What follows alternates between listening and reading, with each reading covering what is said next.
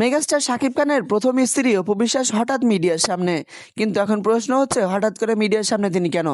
আপনারা হয়তো ইতিমধ্যে জানেন, সোশ্যাল মিডিয়ার দৌলতে বিভিন্ন সময় বিভিন্ন ইস্যুতে আলোচনায় উঠে আসে শবনম বুবলী এবং অপু বিশ্বাস, শাকিব খানের দুই স্ত্রী, আমরা প্রত্যেকেই জানি। তবে সেটা ব্যক্তিগত ইস্যুতেই বেশি আলোচনায়, সিনেমার ইস্যুতে নয়। তবে নতুন করে সোশ্যাল মিডিয়ায় গুঞ্জন রটে গেছে শবনম বুবলীর নাকি দ্বিতীয় বাচ্চার মা হতে চলেছেন, আর এই ইস্যুটা নিয়ে উত্তপ্ত এখন গণমাধ্যম। অনেকে বলতেছে বাচ্চার মা হয়েছেন, আবার অনেকে বলতেছে তিনি এখনো বাচ্চার মা হননি, 8 মাসের অন্তঃসত্ত্বা। তবে সবকিছু ক্লিয়ার এখন বন্দী হয়নি। তবে এসব বিষয় নিয়ে বেশ কিছুদিন হলে গুঞ্জন চলছিল সোশ্যাল মিডিয়ায়। তবে এবার সর্বোপরি মেগাস্টার শাকিব খানের প্রথম স্ত্রী অপু বিশ্বাস এই বিষয়টি নিয়ে কিছু কথোপকথন বলেছেন, যেগুলো শুনলে হালকা হলেও কিছু ক্লিয়ার হতে পারবেন আপনারা।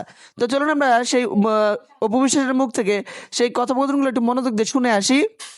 শাকিব খান, এই নামটার সাথে আপনি যে কোনো কথা জুড়ে দিবেন, আমি ডান শিওর। আমি আজকে স্টেজে বললাম যে আপনারা ভাইরাল হবেনই হবেন, এবং সেই স্ট্র্যাটেজি আমাদের প্রত্যেকটা আর্টিস্টের মধ্যে কোনো না কোনো ভাবে ঢুকে গেছে, ঠিক তো? করে দিয়েছিলাম আমার বাচ্চার জন্য। আপনারা সকলেই জানেন আমার ফিজিক্স ফিটনেস আসলে বাচ্চার পরে খুবই বাজে হয়ে গিয়েছিল, যেটা চিত্রনায়িকা হিসেবে আমার আসার সুযোগটা ছিল না।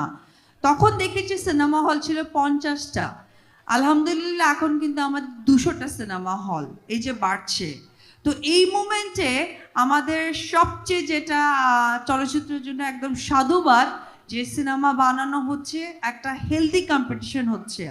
কিন্তু হেলদি কম্পিটিশনের মাঝখানে যেটা হচ্ছে যে কোথাও না কোথাও একটা কন্ট্রোভার্সি তৈরি করে সে আর্টিস্ট আবার নিজেকে প্রমাণ করছে, এবং সেখানেও শাকিব খানকে জুড়ে দিচ্ছে। তো শাকিব খান এমন একটা মানুষ যার সাথে যদি কেউ ভাইরাল হতে চায়, পরিচিতি পেতে চায়, মানুষ যেমন মিডিয়াতে যায়, আমার মনে হয় শাকিব খানই যথেষ্ট।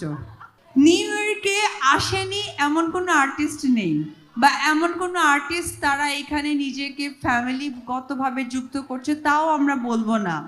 বাট এই মানুষটা ঘুরতে আসলো বলে শাকিব খান চলে গেল।